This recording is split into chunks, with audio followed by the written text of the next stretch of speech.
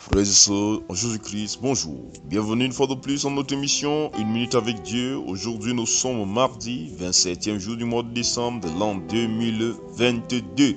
Nous bénissons l'Éternel, nous le rendons grâce de la grâce qu'il nous donne de partager encore ensemble ce matin.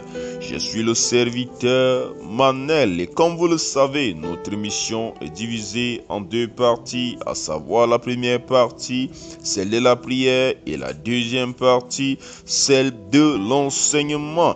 Je tiens à le rappeler encore une fois, il est important que lorsque nous prions, que tu pries également avec nous, que tu sois également en prière et que ton regard soit tourné vers le Seigneur Jésus-Christ. Et la prière de lundi à jeudi, c'est une prière qui permet d'inviter Dieu dans notre vie, de le confier entièrement nos journées, de détruire tous les plans de l'ennemi dans notre vie. Elle est différente de la prière de vendredi, qui est une prière de guérison, qui est une prière de visitation, qui est une prière de délivrance. Alors, il est important de prier chaque jour afin que Dieu soit maître dans notre vie et qu'il prenne les contrôles. Et je voudrais encore dire, il est encore plus important d'écouter les enseignements. Il est encore plus important d'écouter tous les enseignements afin de grandir dans la foi chrétienne. Et à chaque fois que tu écoutes un enseignement, aie une habitude dans ton cœur de dire Seigneur, d'appeler le Saint-Esprit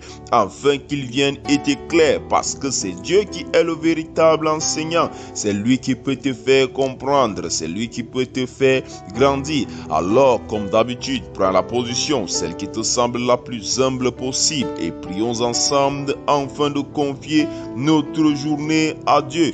Au nom de Jésus-Christ, nous sommes en prière. Éternel vivant, Dieu puissant, Dieu très haut, Dieu d'Abraham, d'Isaac et de Jacob, nous te bénissons, nous te rendons grâce, nous te disons infiniment merci parce que tu es Dieu et nous t'élévons. Nous te rendons grâce pour ton sacrifice à la croix, Seigneur. C'est au nom de ce sacrifice à la croix, au nom de Jésus-Christ, que nous venons devant toi, Père, Seigneur, tout souillé dans l'espérance, Seigneur, avec la foi que ce sang nous lave et nous purifie. Éternel, nous ne sommes dignes de rien devant toi, mais tu nous as dit, Père éternel, que tu es un Dieu d'amour, tu es un Dieu de bonté, et que nous n'avons encore rien demandé, mais que ce que nous demandons, Seigneur, tu nous l'accordes par Jésus-Christ. C'est pourquoi, en ce jour, nous voulons, Père éternel, que tu nous accordes la grâce d'être accompagnés par toi tout au long de cette journée. Éternel vivant, éternel puissant, nous te prions, remplis-nous de Saint-Esprit, que cette journée, Père éternel, soit une journée, ô Dieu, où c'est toi qui es maître et Seigneur Dieu Tout-Puissant, et que nous ne sommes que des simples passagers dans un bus où c'est toi le conducteur. Merci Père éternel, parce qu'en cette journée, tu nous donnes la totalité, la victoire sur tout combat, sur toute bataille. Tu nous donnes la victoire sur tout esprit impur. Tu nous donnes la victoire sur toute attaque de l'ennemi. Tu nous donnes la victoire sur toute attaque de sorcellerie. Tu nous donnes la victoire, Père éternel, sur tout projet de l'ennemi dans notre vie. Merci Seigneur, parce que tu nous remplis en cette journée de ton Saint-Esprit. Et que Seigneur de Tout-Puissant, nous devenons, Père éternel, des sources d'amour, des sources de grâce, des sources de bénédiction, des sources de faveur.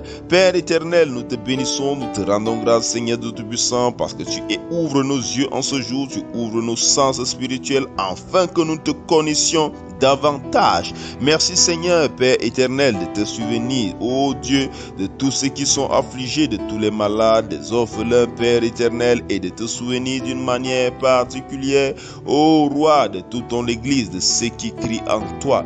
Père, sois béni, Père, sois magnifié, Père, sois élevé. En toi soit tout honneur par Jésus-Christ, au nom de Jésus-Christ. Amen. Nous sommes arrivés à la deuxième partie de notre émission. Il s'agit de celle de l'enseignement. Et comme vous le savez, nous sommes en train d'étudier le livre de Marc. Nous sommes en train de partager ensemble sur le livre de Marc. J'aimerais encore le préciser. Lorsque nous partageons sur un livre, il n'est pas possible de lire les chapitres entiers, mais nous lisons certains versets selon que nous conduit l'Esprit de Dieu. Alors, il est important pour toi que lorsque tu es seul, de trouver du temps pour lire les chapitres chapitre en entier et de préférence en avance. De cette manière, l'Esprit de Dieu pourra t'enseigner plus facilement, tu pourras comprendre plus facilement. Et nous continuons notre étude et nous sommes au chapitre 2. Il y a un verset qui m'intéresse, il y a un verset très important, il y a un verset très capital. Il est au chapitre 2 du livre de Marc. Il s'agit du verset 17. La scène, c'est lorsque Jésus est en train de manger avec les publicains. Il est en train d'échanger avec des personnes de mauvaise vie. Alors les pharisiens viennent à lui dire: pourquoi mange-t-il et boit avec les publicains et les gens de mauvaise vie? Ça, c'est le verset 16. Et le verset 17, il vient et Jésus répond en disant: ce que Jésus ayant entendu, il a dit: ce ne sont pas ceux qui se portent bien qui ont besoin de médecins, mais les malades. Je suis pas venu appeler des justes, mais des pécheurs. Le Seigneur dit ici qu'il n'est pas venu parce que nous étions justes, il n'est pas venu parce que nous sommes parfaits, il n'est pas venu parce que nous sommes déjà des personnes saintes, mais il est venu parce que nous sommes pécheurs et nous devons garder ce verset dans notre tête. Il s'agit du verset du livre de Marc, le chapitre 2, le verset 17.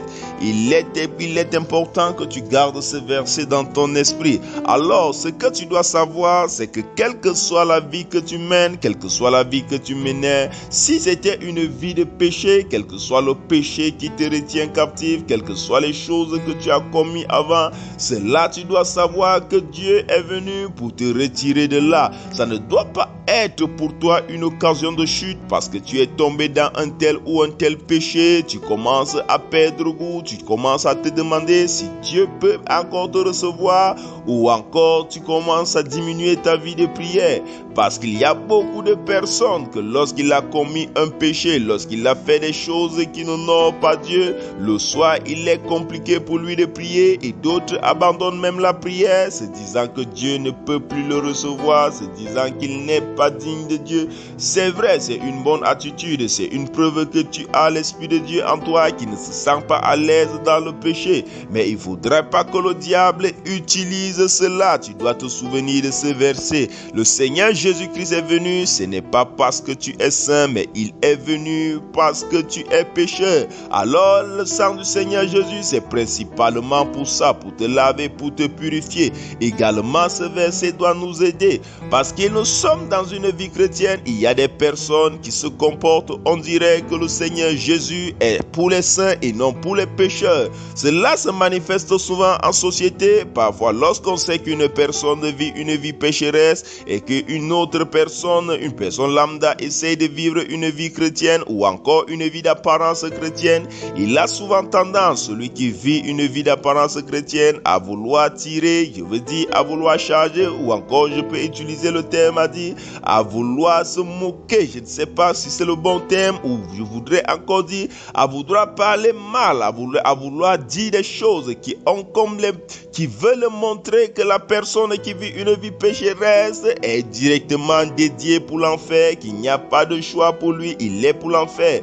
Nous voyons ainsi des personnes qui se comportent ainsi. Bien-aimé, si tu te comportes ainsi, tu es en train de mal te comporter, parce que le Seigneur Jésus n'est pas venu pour toi qui se porte déjà bien, mais le Seigneur Jésus est venu pour celui-là qui est un pécheur. Et je voudrais te dire également que si tu te comportes de cette façon, bien-aimé, tu as encore besoin du Seigneur Jésus-Christ, même plus que l'autre, parce que le Seigneur Jésus est un Dieu d'amour, est un Dieu qui tend la main à celui qui est en train de s'enfoncer, et non un Dieu qui se moque de celui qui est en train de s'enfoncer.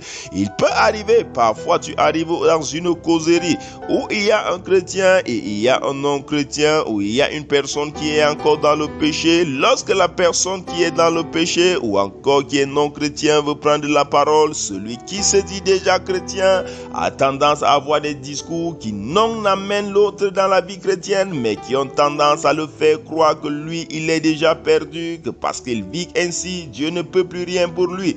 Non, non, non.